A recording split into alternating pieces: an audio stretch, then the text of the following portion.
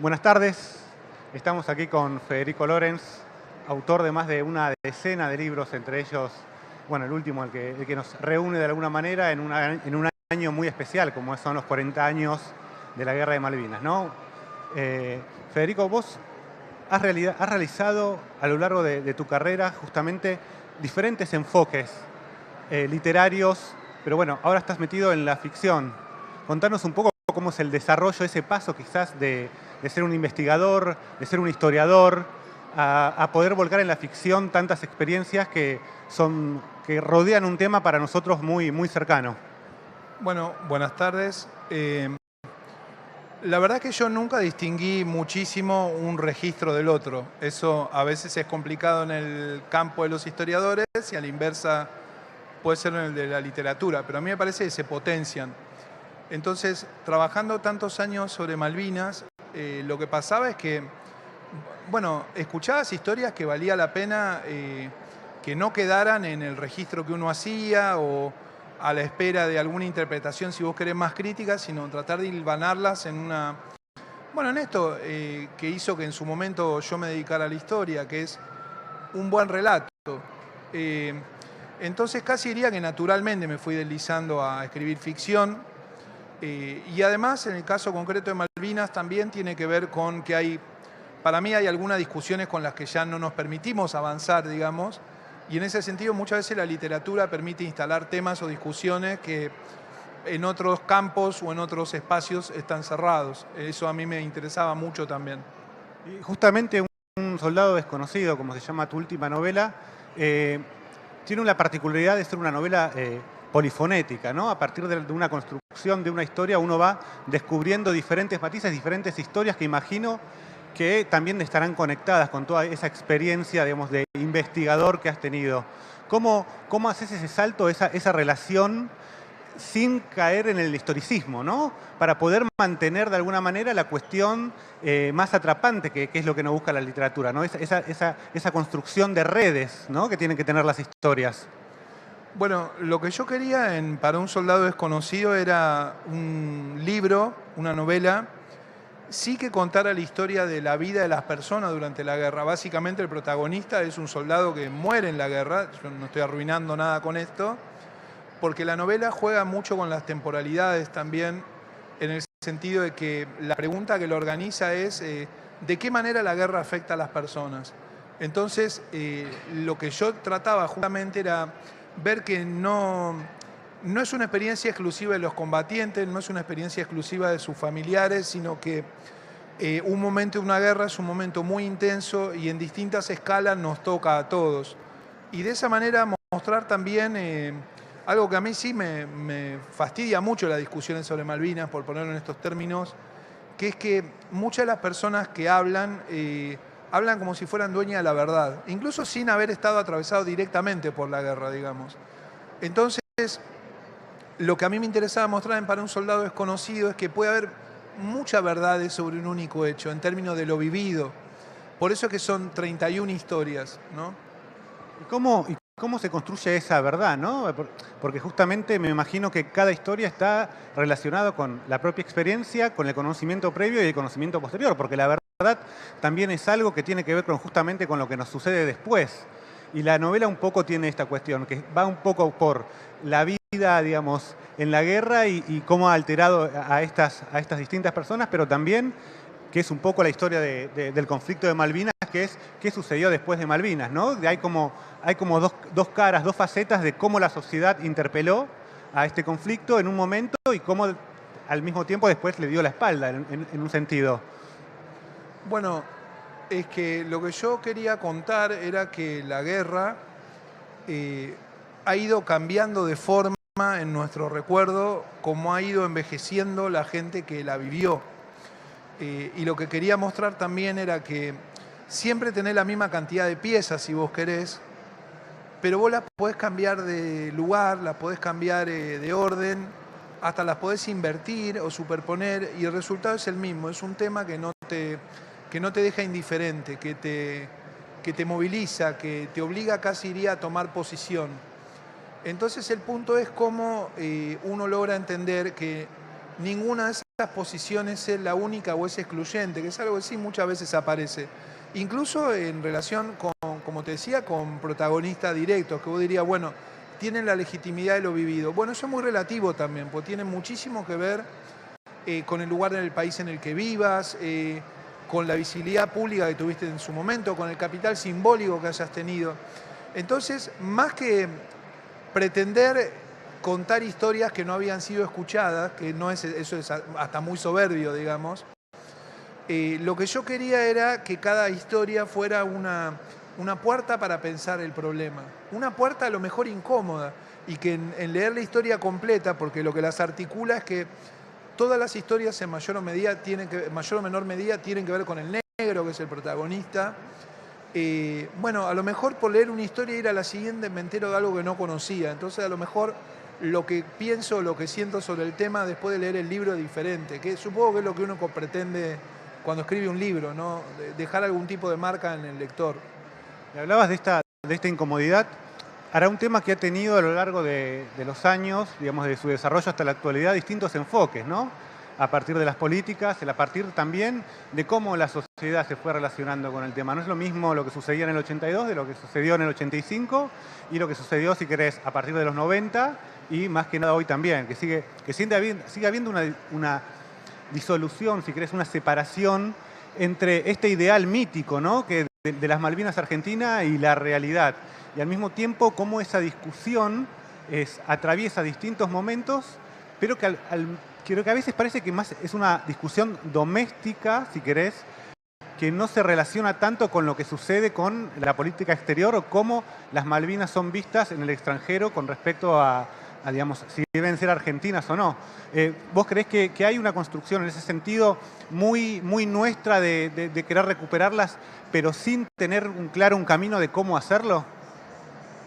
A mí me parece que si bien la guerra del 82 se produjo porque había una disputa diplomática, nosotros tenemos que hacer el esfuerzo de pensar que son dos cosas diferentes, el reclamo sobre Malvinas que la guerra del 82, en el sentido de la experiencia que tuvimos sobre la guerra.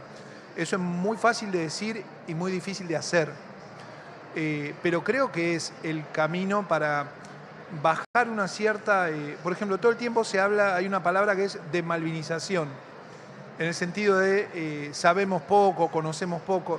Yo creo que efectivamente sabemos poco y conocemos poco, pero a la vez creo que si hay una palabra injusta en relación con las actitudes sociales es la idea de desmalvinización. El país está muy malvinizado, casi diría que hipermalvinizado. La pregunta es ¿para qué y de qué manera? Y creo que eso sí se discute o se reflexiona bastante menos. Entonces por eso es que hay posiciones tan duras o tan firmes también sobre la cuestión, porque bueno, todos necesitamos aferrarnos a algo, individualmente y colectivamente. El punto es cuando ese algo tiene que ver con una usurpación y con una guerra que no se entiende muy bien lo que sucedió todavía hoy, y que hay respuestas que son muy binarias para entender lo que sucedió, por eso ves el peso que tiene eso. Yo creo que nos va a llevar un tiempo todavía, porque también vamos y venimos mucho en cómo nos vinculamos, no solo con la cuestión de Malvinas, es decir, con la disputa, sino con la guerra del 82. ¿Crees que Malvinas en ese sentido es una metáfora un poco del espíritu argentino con respecto a ciertos temas nacionales? Digamos, estos idas y vueltas con respecto a situaciones de cómo vemos ciertos conflictos, de cómo vemos cierta economía política, de cómo vamos y venimos en nuestra historia como en una especie de cinta que va y vuelve, que va para un lado y después se contradice. Yo creo que dice mucho sobre nosotros, sin duda, la forma en la que adherimos o no a la cuestión. El primer año de la pandemia, el 2020, me acuerdo que se hablaba de país malvinizado por digamos, el entusiasmo con el que cumplíamos con la medida sanitaria. Yo me acuerdo claramente de eso, lo planteaban como un problema, digamos. Ahí hay un sentido que se le da. Pero a mí me parece que hay algo más complejo todavía, y es que para mí, en términos de significante nacional, hoy Malvinas tiene más peso, la palabra Malvinas tiene más peso que la palabra Argentina. Entonces ahí hay una discusión muy interesante para darse, porque creo que hay que hacer el camino inverso, es volver a pensar qué país queremos ser. Cuando decimos Argentina, ¿qué estamos entendiendo? Yo no sé si estamos entendiendo todo lo mismo. Y a veces la discusión es muy coyuntural, no es estratégica, no es prospectiva. Cualquier imaginación de país imagina un país como va a ser dentro de 100 años, no como va a ser mañana. Y eso es algo de lo que carecemos bastante últimamente. Entonces, como contrapartida, Malvinas tiene todo el peso de lo que te faltaría para estar completo, lo cual para mí es una trampa. A mí me parece más importante pensar cómo queremos ser para recuperar las Malvinas en todo caso, no al revés. No es que si recuperamos las Malvinas vamos a hacer tal cosa. Creo que es el camino inverso, claramente. Y Federico, vos sos joven, digamos, cuando comenzó el conflicto bélico tenías 11 años, si no recuerdo mal. 11. 11 años. Sí, sí. ¿Cómo te relacionaste con un tema tan específico, ¿no? ¿Cómo tu vida te fue llevando a que tengas este interés? Porque vos, esto que decíamos al principio, que muchos de los libros que has publicado como historiador, de hecho fuiste director del Museo Malvinas, te haya atrapado tanto y que de alguna manera le has dado como gran parte de tu vida, ¿no? La mitad. La mitad. Yo viví la derrota con mucha frustración, pero no por la derrota. Yo me acuerdo, pero clarísimamente, que cuando fue el 14 de junio del 82, yo me acuerdo que conversaba con unos compañeros en el patio de la escuela y yo dije claramente que estaba triste porque habíamos perdido en las Malvinas, no las Malvinas. Para mí hay una distinción importante ahí. No es el territorio, sino es todo lo que Malvinas convoca. Es todavía una gran vacancia en las ciencias sociales investigar sobre Malvinas. Eso no quiere decir que no haya publicado sobre Malvinas. Hay un montón publicado sobre Malvinas, pero en lo que es mi campo, si vos querés que es el de las ciencias sociales, somos todavía muy pocos. Qué sé yo, Andrea Rodríguez, Rosana Guber y yo, si vos querés. Seguramente hay algunos más, pero si pienso en trabajos importantes, no podría mencionar mucho más así sostenidos. Esto no está dicho con soberbia, está dicho como un diagnóstico. Entonces, me parece, por un lado, la vacancia del campo, o sea, que poca gente lo trabajara era algo que a mí me interesaba. También es cierto que yo siempre trabajé en paralelo los años 70 y la dictadura con Malvinas, que podría parecer obvio, pero no lo es. Conceptualmente separamos una cosa de la otra. Entonces, para mí siempre fue natural hacer las dos cosas. Es como... nunca vi separados los temas y al contrario, las preguntas sobre los 70 y la violencia política me permitían entender mejor Malvinas y a la inversa, entender mejor Malvinas me permitía entender mejor los 70 y los 80. Y cuando me quise acordar, acá estaba. Es difícil reconstruir, uno puede armar una respuesta, pero también es cierto que a mí siempre me gustó mucho intervenir públicamente, en pequeña, en mediana o en gran escala, puede sonar... Siempre pensé en mi trabajo tenía que ser útil. Y entonces Malvinas es una formidable posibilidad de ser útil, porque creo que permite discutir muchas cosas, no solamente la cuestión por las islas. ¿Crees que esta diferenciación, ¿no? esta pared que se pone entre la dictadura y Malvinas como si no fueran cosas que estén completamente vinculados, tiene que ver con cómo la historia ha ido tratando ambos casos? Digamos, porque en el debate público, digamos, no hay ningún tipo de duda sobre la construcción de la dictadura y lo que significó.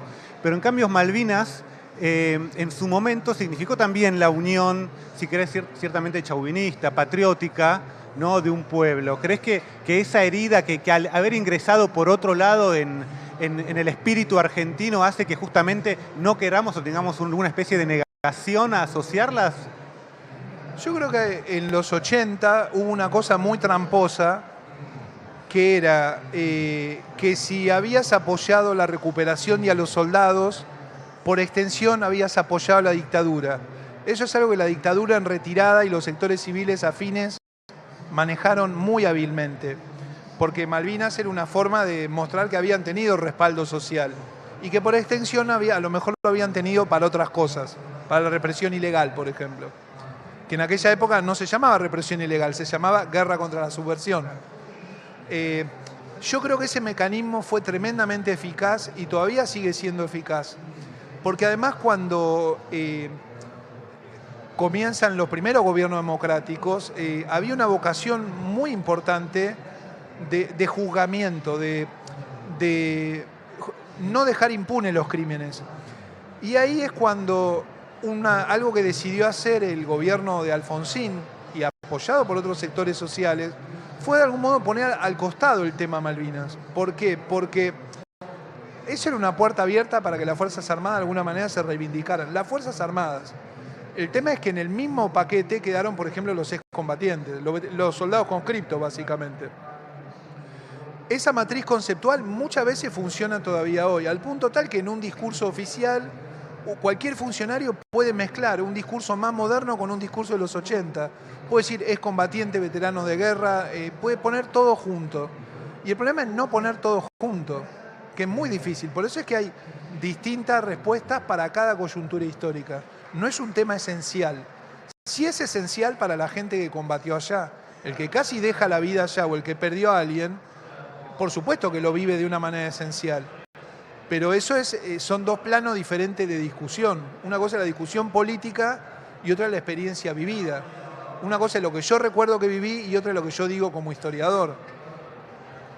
¿Cuál crees que es el espacio que tienen hoy los excombatientes de Malvinas dentro del andamiaje de la construcción social, digamos? No, yo creo que hoy tienen mucha visibilidad. No es lo que tenían en los primeros años de lo que ahora llamamos postdictadura. Creo que es un merecido lugar. Creo también que el paso del tiempo hace lo suyo. En los 80, decir excombatiente o veterano de guerra era una posición política. Excombatientes eran los soldados conscriptos, veteranos de guerra eran aquellos afines o personal de cuadros de las Fuerzas Armadas. Hoy veterano de guerra y excombatiente es indistinto, es gente que es más grande, que ya tiene nietos, cuyos hijos a lo mejor tienen la edad o más que tenían cuando ellos fueron a combatir. Entonces esa visibilidad hace que a lo mejor tardíamente tengan el reconocimiento que en su momento reclamaron, que también habría que matizar, porque no fue igual en Buenos Aires que en otros lugares del país. Somos en eso muy porteñocéntricos también, nos parece que las cosas como sucedieron acá es como sucedieron en todo el país, y no es así. Hay lugares del país que desde el primer momento le dieron un lugar digno a sus combatientes. Y en tu novela también incluís las voces de los que llamamos kelpers, ¿no? Sí. Digamos, que generalmente uno cuando habla del tema Malvinas, como que los pone en un lugar donde justamente no deberían estar dentro del debate, porque las Malvinas justamente son argentinas. Pero al mismo tiempo estamos hablando de generaciones de personas que ya viven en ese territorio y que obviamente las sienten suyas. ¿Cómo crees que tiene que ser la construcción de ese diálogo para poder llegar algún día a un punto en común? Yo creo que ahí hay un camino que se parte entre la posición diplomática y lo que uno conoce como historiador, con lo cual yo me voy a restringir a lo que sé, que es como historiador.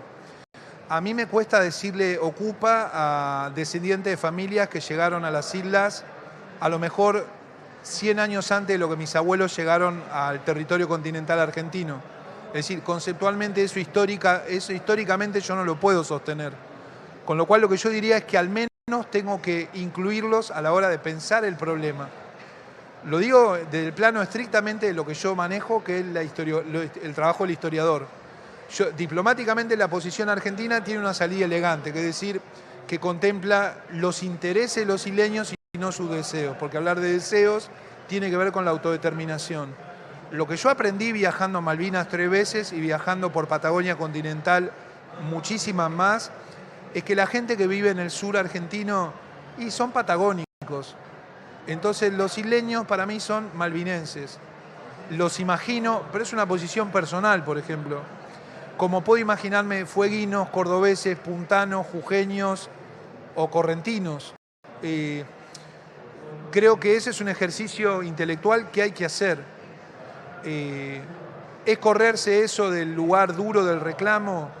Probablemente, pero un país que avanzó tanto en la agenda de sus derechos humanos, que decidió juzgar su pasado y no perdonarlo o amnistiarlo, no puede ignorar que en un lugar que reclama vive gente, porque a mí me parece eso profundamente contradictorio, por lo menos con lo que uno enseña. Y vos que justamente que sos docente, ¿no? ¿Cómo crees que está la memoria de Malvinas en las generaciones actuales? ¿Y cómo crees que deberías estar? No sé si estás de acuerdo en cómo hoy se transmite todo, digamos, todo este legado histórico. Bueno, yo hice la primaria, ya que hablamos varias veces la edad, del 76 al 83, o sea, plena dictadura. Y la secundaria la hice del 84 al 88. En primer lugar, a mí no me gustan... yo soy profesor de historia, no soy sacerdote de ninguna religión. Por supuesto que tengo valores en relación con lo que entiendo por la nación, por la sociedad, pero creo que algo que nos ha empobrecido bastante a la hora de discutir es ser muy dogmáticos. Y como docente yo creo que uno está obligado a ofrecer la mayor posibilidad de cuestiones posibles para que sus chicos piensen las cosas, piensen en el sentido de lo que son sus necesidades del presente. Básicamente cuando yo doy clase me imagino casi por oposición a las clases que me daban a mí, que eran muy cerradas, no te dejaban lugar para discrepar. Esto es así, punto. Y claro, es un aprendizaje, seguramente muchas veces no lo logro. Y en relación con lo que ellos saben de Malvinas, saben que son argentinas, no saben mucho más. Entonces, darle contenido a ese porqué es muy importante, porque si no es algo ritual. Y los rituales, si se cristalizan, terminan siendo algo ajeno, algo alejado de la vida. Nietzsche decía, si la historia no sirve para la vida, no sirve. Bueno, yo enseño historia. Pero justamente, digamos, la escuela, en el caso de la primaria, si querés, donde está en el primer acercamiento, ¿no? Y donde las Malvinas son argentinas y no hay ningún tipo otro de pensamiento, tiene que ver con la construcción esta del ideario, digamos, que ya es decimonónico de la escuela como formadores también del aparato democrático, de la nación como, digamos, como aunador a partir de ciertos valores y ciertos pensamientos que nos hacen justamente convivir en este territorio, ¿no? que llamamos país. Digamos, ¿cómo hacés para justamente poder abordar eso? Porque eso no creo que cambie, por más que el mundo haya sido globalizado, pero sin entrar en conflicto con ese concepto tan fundamental. No, es que forzosamente va a entrar en conflicto. Pero no hay que tenerle miedo al conflicto. Yo creo, por ejemplo, que la enorme diferencia entre mis estudiantes y yo es que cuando fue la guerra del 82 a mí no me llamó la atención que el país entrara en guerra. Hoy para mis estudiantes, no para mí porque sean míos, es algo extrañísimo que jóvenes, a lo mejor con 2 años más que ellos, hayan ido a combatir. Les parece algo lejanísimo en el tiempo la idea de servicio militar obligatorio. Otra cosa es con la cuestión territorial. ¿Qué pasaría si pensáramos las cosas más regionalmente en lugar de términos nacionales del mapa? Siempre digo, ¿no?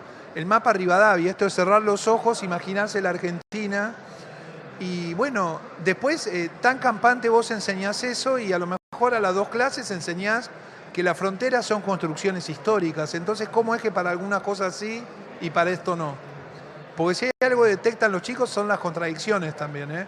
Es decir, si vos no sos coherente con lo que enseñás, bueno, no está funcionando tan bien como profe.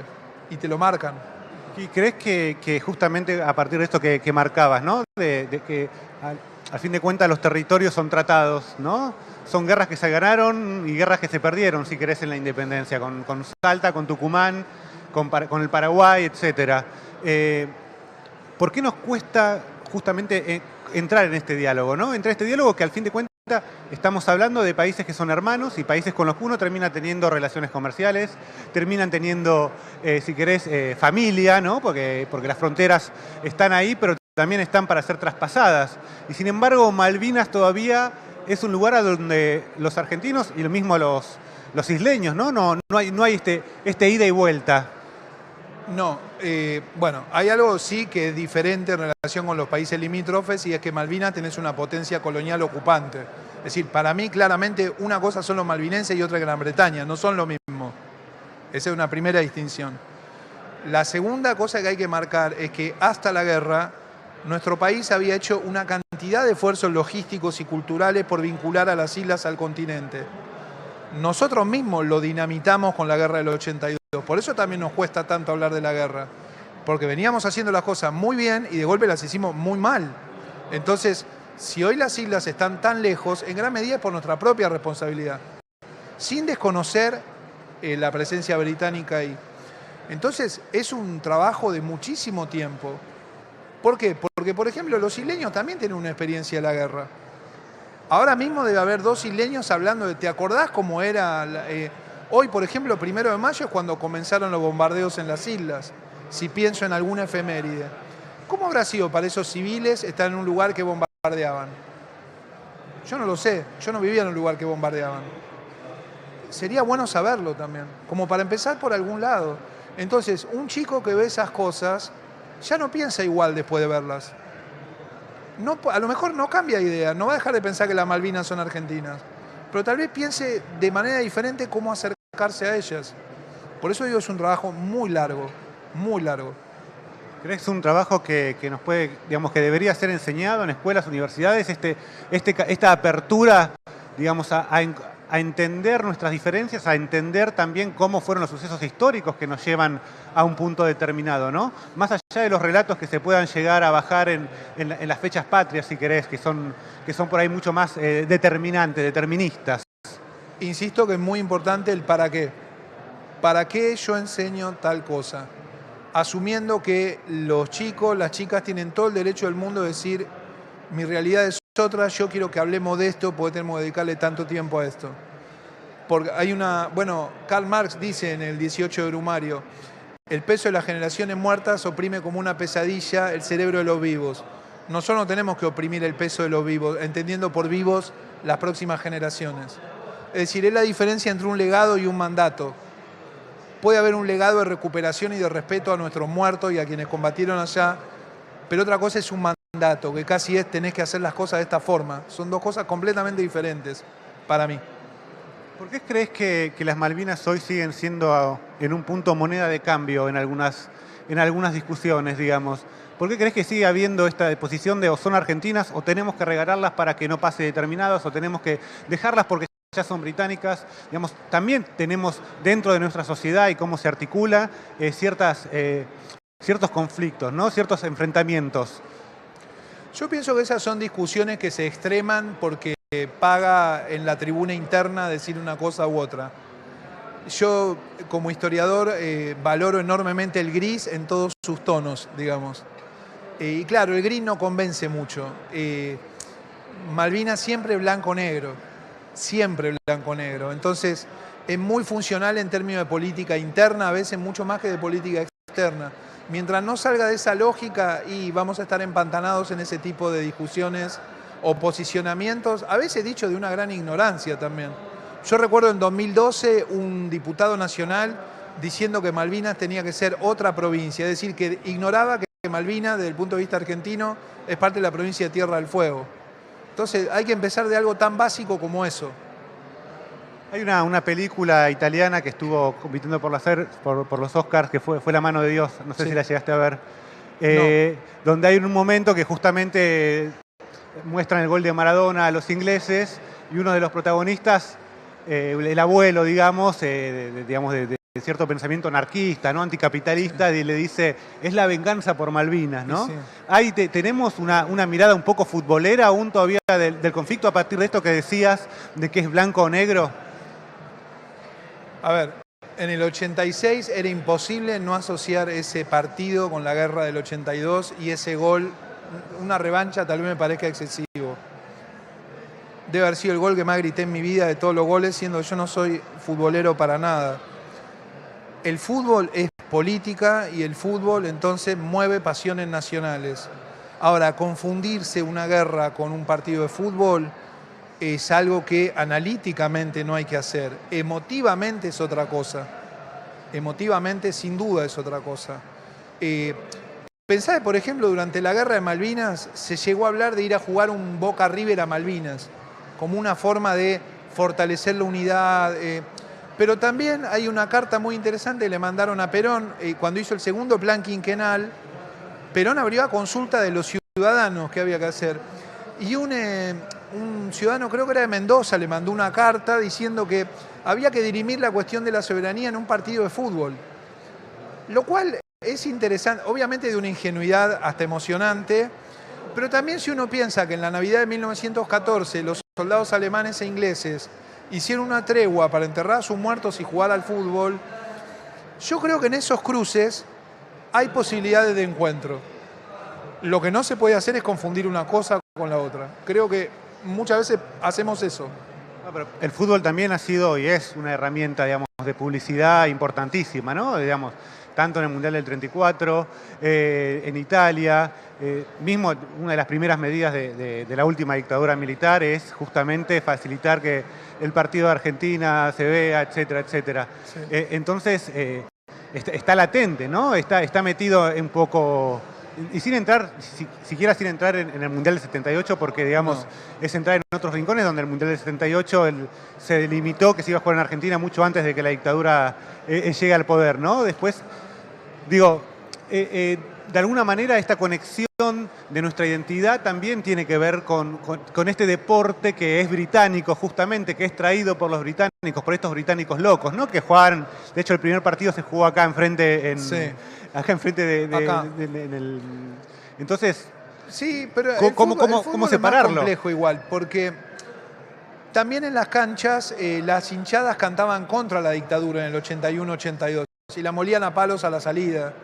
Y también en el exilio muchos argentinos hicieron campaña de boicot contra el Mundial o aprovecharon la visibilidad del Mundial para denunciar la dictadura. Digo, es político, es un espacio que hay que aprovechar, no es lo mismo. Y a veces, por supuesto, lo aprovechan regímenes autoritarios como una dictadura, pero también son espacios de resistencia popular. Una tribuna que canta la marcha peronista cuando viene el rey de España durante la dictadura está haciendo un acto de resistencia en un lugar que es eminentemente popular. Entonces, me parece que ahí vuelvo a lo de los grises que te decía.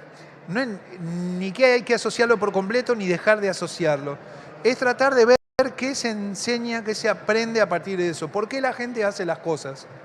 Esa es una pregunta que también, ¿por qué la gente se moviliza por algo? Esa es la gran pregunta. Como historiador, digamos, la guerra de Malvinas tuvo una característica, entre tantas, que tenía que ver con el manejo de la propaganda y el manejo de la información, ¿no?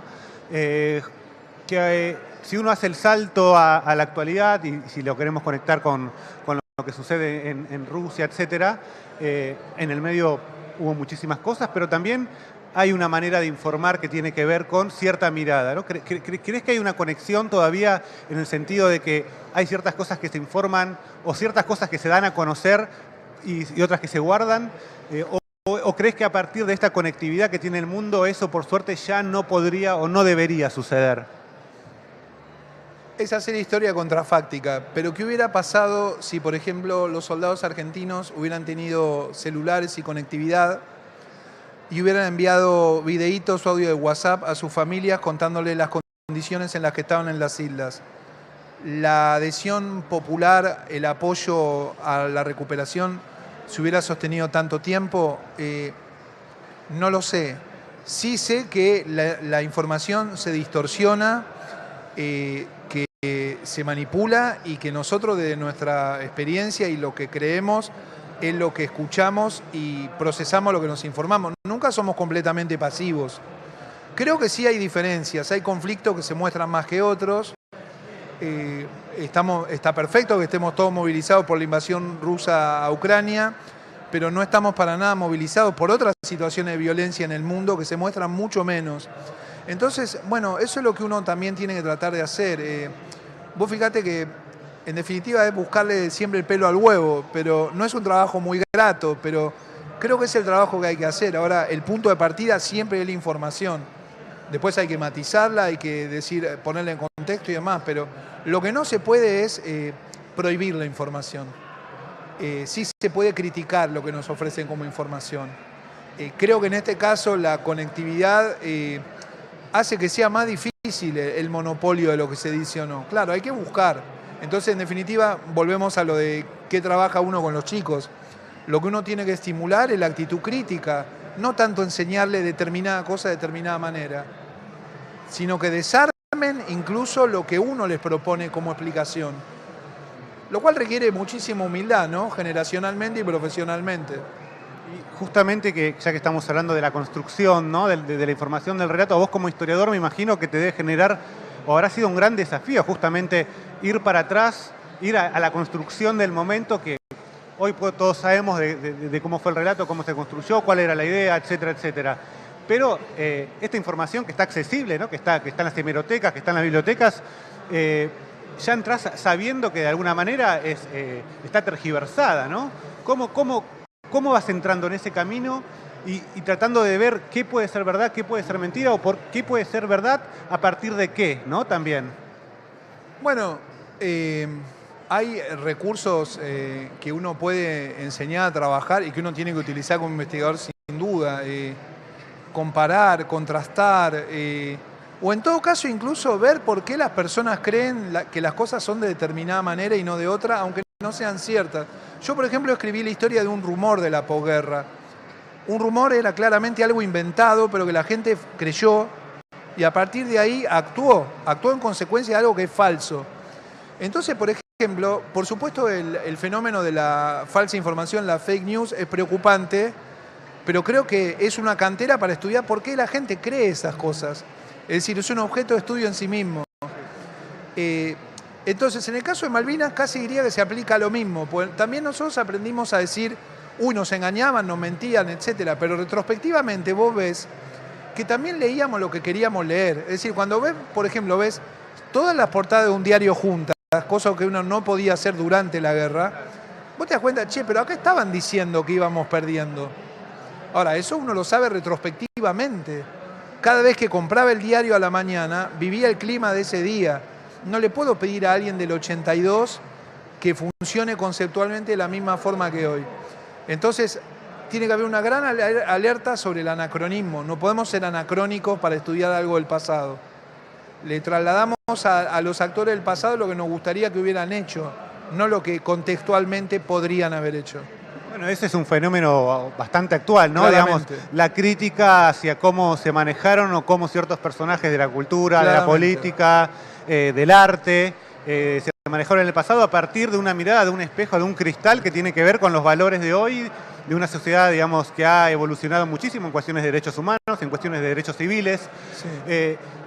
¿Crees que justamente ya que entramos en este tema que es súper interesante, que da para otro tipo de charla, me parece, es algo que va a ir en crecimiento, digamos, o es un fenómeno que tiene una vida limitada, ¿no? Porque, como vos decís, si vos lo ves a través del tiempo, a través de distintas herramientas de medición, a través de distintos medios, siempre ha existido, siempre ha estado presente, ¿no? Bueno, yo espero que no crezca, porque, digo espero, porque termina discutiendo más sobre personas y no sobre lo que dicen. Creo que sí hemos perdido mucho la capacidad de escucha crítica. Eso sí es un problema. Pues lleva mucho tiempo aprender. Costó mucho instalarla, pero es muy fácil perderla. Entonces, cuando vos ves que buena parte de las discusiones son sobre quién dice algo, pero no sobre lo que dice, ahí decís, che, pero retrocedimos bastante. Porque ahí es donde no hay discusión posible. Es que alguien te cae bien o mal, o te gusta lo que dice. Lo que dice en el sentido de porque lo está diciendo esa persona. Pero la actitud de escucha es la mitad imprescindible para cualquier comunicación e información. Esa está bastante menos ejercitada, me parece. Y tiene un poco de relación con lo que hablábamos antes, ¿no? El blanco y el negro, esta incapacidad que tenemos quizás para dialogar y para entender con un pensamiento crítico los matices de las situaciones, ¿no? Bueno, es que es más fácil odiar, despreciar, amar o querer que entender. Eso lleva mucho más tiempo. Yo como historiador estoy obligado a entender aún a aquellos que ideológicamente están en el lado opuesto a lo que yo creo. Ese es mi trabajo. Pero también es mi trabajo como ciudadano, en el sentido de que tengo que entender por qué piensan así, tengo que convencerlo que no tiene que pensar así. Pero no le tengo que romper la cabeza por pensar así, o no tengo que dejar de escucharlo porque piensa así. Creo que eso es más complejo, ¿no? Porque si uno está dispuesto a escuchar es que está dispuesto a aceptar que a lo mejor no tiene razón. Y eso no nos gusta tanto. No, eso sin duda no nos gusta. Bueno, Federico, te agradecemos muchísimo estos minutos que dedicaste, muy interesante la discusión. Gracias. Un soldado... para un soldado desconocido. Para un soldado desconocido, pero bueno, mucha suerte y muchas gracias y que sigan las novelas y que sigas Ojalá. pudiendo trabajar en este tema que como todo es como la historia.